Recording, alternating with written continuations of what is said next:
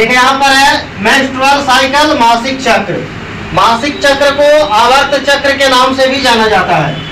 अब इसमें मासिक चक्र सामान्य रूप से है तो मासिक चक्र की जो क्रिया होता है यह 28 दिन का होता है। कितना दिन का होता है? 28 दिन का। अब इसमें जो है तो मासिक चक्र शुरू कब होता है? ऐसा तो नहीं है कि बच्चे जन्म के बाद जो जैसे कि 5 वर्ष का कोई बच्चा है, कोई 10 वर्ष का है, इसमें मासिक चक्र शुरू हो जाएगा, इस तरह से काम नहीं होता। यानी कि यौन अवस्था विकसित होने के बाद 10 से 12 वर्ष की उम्र में मासिक चक्र की क्रिया फीमेल में होता है। और जब मासिक चक्र की क्रिया प्रारंभ होता है तो उसे मेनार्क कहते हैं। मेनार्क, रजोदर्शन। और यह क्रिया 45 से 50 वर्ष के उम्र में जब बंद होता है तो उसे मेनोपॉज बोलते हैं, रजनोवृद्धि। अब मासिक चक्र की क्रिया है तो सभी जीवों में पृथ्वी पर नहीं होता है। मासिक चक्र की क्रिया सामान्य रूप से मानव हो गया, चिंपांजी हो गया, गोरिल्ला हो गया, कीप बोलते हैं बंदर को, बंदर हो गया, और इसके बाद हाथी हो गया। अब जितने भी जैसे गाय हो गया, बकरी, भैंस, तो इसमें जो होता है मध्य चक्र होता है। जैसे यहाँ पर आवर्त चक्र लिखे है ना, तो उसमें मध्य चक्र की क्रिया होता है। यानी कि पृथ्वी पर जीव जो होते हैं तो 2 श्रेणी में रखा गया है। एक में आवर्त चक्र होता है, मासिक चक्र की क्रिया, और दूसरे में जो होता है तो मध्य चक्र की क्रिया होता है। तो जिसमें मध्य चक्र की क्रिया होता है जो जीव में, तो सामान्य रूप से उसमें तुम्हारा के प्रजनन काल उसमें जो होता है तो समय अनुकूल होता है। जैसे देखा होगा गाय हो गया, बकरी हो गया, भैंस हो गया, सुना होगा कि गर्म हुआ है, यही ना सुनते हैं गाँव देहात में कि जो है इसको जो है कि पाल देने की जरूरत है। तो पाल देने की जरूरत है तो फट से अगर उपस्थित है उस तरह का व्यवस्था तो ले जाएगा, और नहीं तो डॉक्टर को फोन कर देगा। Yes sir. जो वाइफ डॉक्टर आता है पूछेगा गाय है हरियाणी देना है या और कोई अदर साहिवाल का हो गया, उसमें तो जो ऐसे कि गारंटी वाला चाहिए कि बिना गारंटी वाला आता है डॉक्टर में, गारंटी वाला 250 लगेगा, इस तरह से उसमें आता है।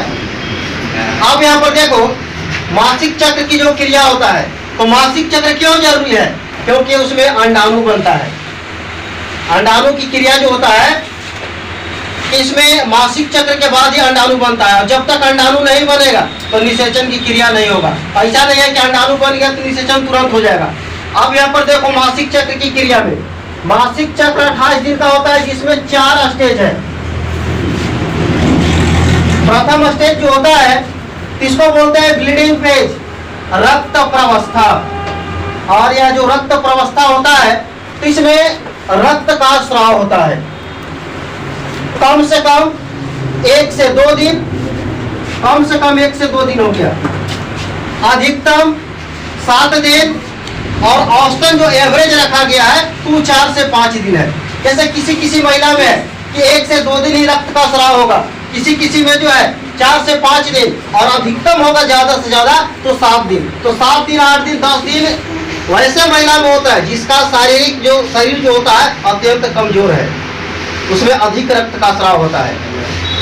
अब इसमें देखेंगे छठा, यहाँ है ना छठा से शुरू, तो प्रथम स्टेज हो गया रक्त प्रवस्था, इसमें सिर्फ रक्त का स्राव होता है। अच्छा कभी देखा होगा कि जब कटता है शरीर का अंग तो कुछ ही समय में तुरंत रक्त जम जाता है, लेकिन जब यह मासिक चक्र की क्रिया है तो इसमें जनन अंग से रक्त का स्राव हो रहा है, वह नहीं जमता है, जिसमें मुख्य कारण है फाइब्रोलाइसिन जो होता है पदार्थ होता है जो गर्भाशय में या जनन मार्ग में रक्त को जमने नहीं देता है।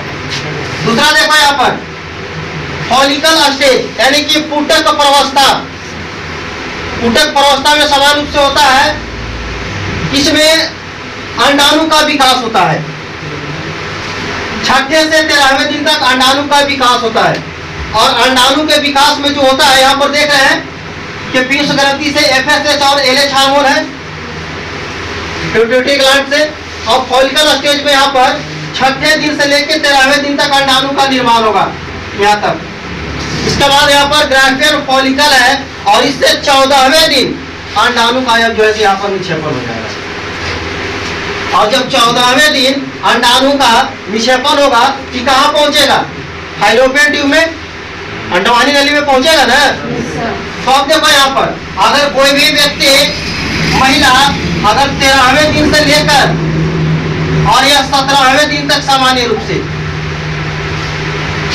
अगर संबंध नहीं बनाती है तो गर्भधारण से वंचित रहेगी। यानी कि मासिक चक्र के 13वें से उसको 17वां दिन जो है से सुरक्षित रखना है।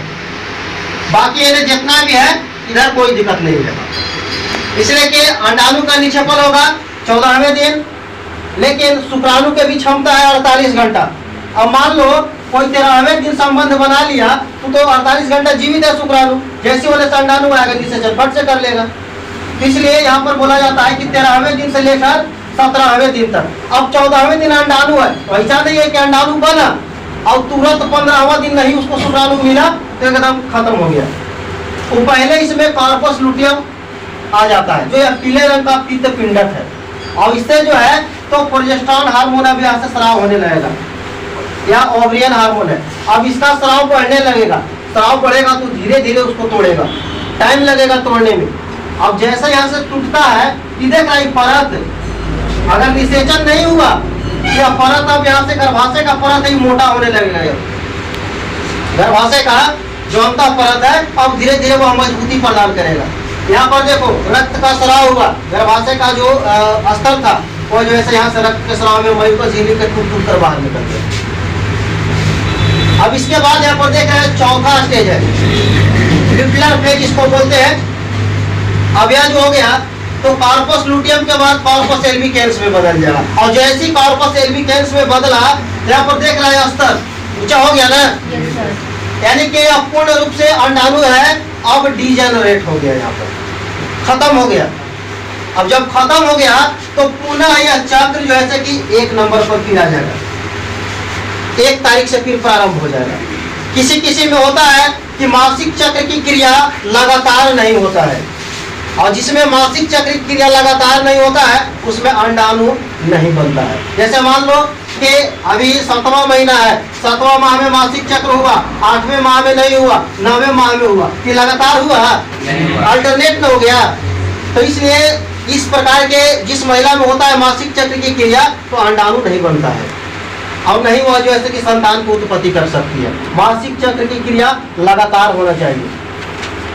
1-2 दिन का अंतराल हो कोई मायने नहीं रखता है। जैसे मान लो कि 28 तारीख का होता है तो 28 तारीख का होता है तो अगला बार 26 को होगा, 28 से 28 मत जोड़ो 30 दिन हो जाएगा, 30 तरह से 26 का होगा। या हो सकता है 1-2 दिन का अंतराल रहा तो 30 तारीख के भी अगला हो सकता है।